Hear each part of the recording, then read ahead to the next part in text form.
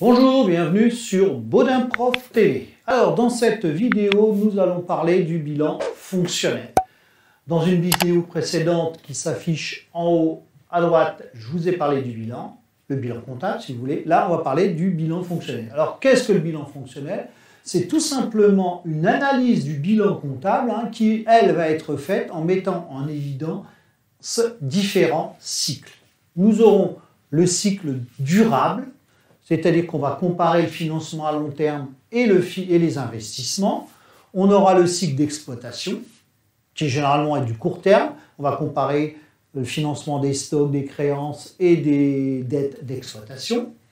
On va aussi, c'est possible de le faire, bon, c'est pas une obligation celui-là, le cycle hors exploitation, c'est-à-dire que c'est aussi du court terme. On va comparer les créances diverses hors exploitation, des ventes, des VMP, et des dettes diverses hors exploitation. Et puis on comparera aussi la trésorerie active et la trésorerie passive. Alors, on reprend donc notre bilan synthétisé avec ses colonnes, brut, amortissement, net, etc.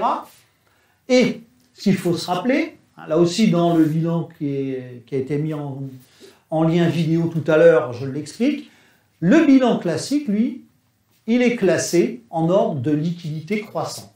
Ça veut dire que plus on est en haut du bilan, plus ça va être long de récupérer l'argent. On a des IMO, pour vendre une machine, ça va prendre un peu de temps.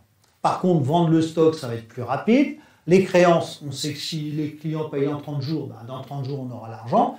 Et disponibilité, là c'est simple, le tiroir caisse par exemple, on a l'argent tout de suite. Donc, un classement de la liquidité la plus lente à la plus rapide. Pour le passif, c'est un peu le même mécanisme, c'est un ordre d'exigibilité croissante. Ça veut dire de remboursement croissant. Plus on est en haut du bilan, plus c'est long à rembourser. Exemple, le capital. Le capital, quand va-t-on le rembourser? Tout simplement, quand l'entreprise va fermer ou quand un associé s'en ira. Donc là, ça peut être très long. Et dans les dettes, on va avoir un petit peu ça peut être un peu plus rapide. Un emprunt à 10 ans, on sait qu'il sera terminé de rembourser dans 10 ans. Dette fournisseur, si on a 60 jours de délai, on sait que dans 60 jours, ce sera payé. Donc voilà, ça c'est le bilan classique, on classe de cette façon-là. Alors, pour le bilan fonctionnel, là j'ai repris le bilan classique. Vous voyez que ça c'est un bilan fonctionnel. La différence, c'est qu'il n'y a plus que deux colonnes. Il n'y a plus de colonne nette amortissement. Et donc, il va y avoir besoin de faire des retraitements. Alors, pour l'actif stable, là, j'ai fait que la partie stable. On va prendre toutes les IMO, mais uniquement les valeurs brutes. Et on va les recopier. Donc, 3006, 381 480, 4006. Vous voyez, les brutes, on les recopie. Donc là, je vais faire mon total. J'ai mon total d'actifs stables. Pour le passif stable ou ressources stables, vous voyez, on peut utiliser ressources emploi ou ressources stables, ça va être la même chose. J'ai mon capital que je recopie, la réserve que je recopie, le bénéfice que je recopie. Mais c'est là où il va y avoir un retraitement. Les amortissements et provisions, qui sont à l'actif normalement, mais qui viennent en soustraction du brut, on va les mettre au passif. Alors j'explique pourquoi on les met en ressources. Pourquoi les amortissements, ce sont des ressources. Vous verrez, si vous travaillez un peu sur la capacité d'autofinancement d'une entreprise, on y trouve les amortissements. Pourquoi? C'est simple. Tous les ans, l'entreprise doit passer ce qu'on appelle des dotations aux amortissements ou dotations aux provisions. Dotations, ce sont des charges. Donc qui dit charge, dit une baisse du bénéfice. Quand vous avez des charges, le bénéfice baisse. Mais l'autre intérêt, tout compte fait, quand il y a moins de bénéfices, il y a aussi moins d'impôts à payer. Donc c'est pour ça qu'on considère que amortissement et provision, ce sont des ressources stables. Donc on les prend et on les recopie. L'autre élément, c'est la dette financière. Vous voyez, de la dette, on va la passer dans quelque chose de plus stable. Donc ici, 100 000. Alors petite chose, dans ces 100 000, il pourrait y avoir, mettons, 10 000 de découvertes bancaires. Donc on aurait ici un petit renvoi, on mettrait concours bancaire, donc découvert bancaire, 10 000.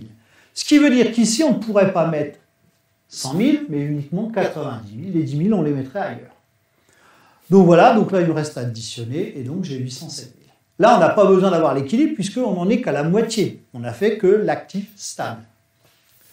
On va faire la même chose maintenant avec le circulant. Donc, circulant d'exploitation, donc vous voyez, il nous reste les stocks, donc 233 000 et les créances. Pour le passif circulant d'exploitation qui est là-bas, on va recopier les dettes fournisseurs et les autres dettes. Il nous reste maintenant à regarder un petit peu l'actif circulant hors exploitation. Hors exploitation, c'est-à-dire que ça n'a aucun lien avec l'activité principale de l'entreprise. Donc, charge constatée d'avance, produit constaté, ça, on n'a pas. Donc, valeur mobilière de placement, voilà.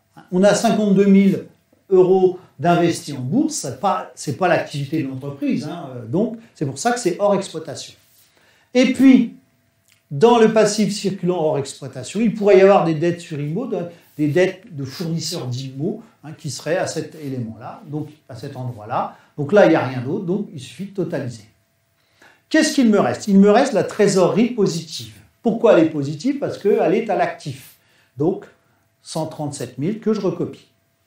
Rappelez-vous tout à l'heure, je vous ai dit que les 100 000, en imaginant qu'il y ait 10 000 de découvert, vous voyez, on aurait eu 90 000. Eh bien, les 10 000, ils viendraient ici, découvert bancaire, en trésorerie négative. Ce qui n'est pas le cas ici. Résumons, parce que là, ça permet de faire le total. J'ai tout regroupé. Donc, vous voyez, on y retrouve bien nos éléments. Et on retrouve bien le cycle long terme, ici, le cycle d'exploitation, le cycle hors exploitation et la trésorerie. Vous voyez, ça a été classé différemment. Et bien voilà, j'en ai terminé avec cette leçon sur le bilan fonctionnel. Donc si vous avez aimé, n'hésitez pas à liker, à partager et à vous abonner à ma chaîne. Merci, au revoir.